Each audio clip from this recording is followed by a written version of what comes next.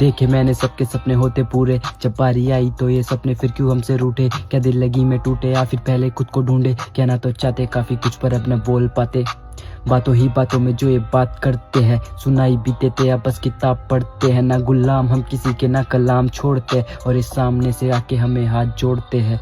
12वीं के बाद भी और 12वीं के साथ भी साथ खड़े भाई लोग जब बात मुझ पे आएगी। मैं रहना चाहता दूर काफी कुछ वक्त से ठीक नहीं, मैं कहना चाहता वक्त को कि कुछ वक्त तो और सही। हाँ माना कुछ ठीक नहीं पर कुछ वक्त में बहुत सही। क्यों लगता अकेला भी हो के इंसानों के सामने, मैं अंधेरों में बातें करता शीशा रख के सामने। मैं अंधेरों से लड़ता क्यों फिर खुद के ही सवाल पे। रातों की खामोशी भी खामोश बन चुकी है, हर कदम पे मुश्किलें हम खामोश बन चुके हैं।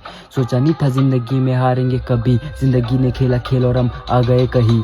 मंजिल दिख रही थी पर रास्ते नहीं, न जाने अंधेरों के शहर में कब रोशनी मिली। हम तो बैठे थे वहीं पे, तुमने ढूंढा ही नहीं, मेरे सामने थी खड़ी तूने कोशिश भी न की।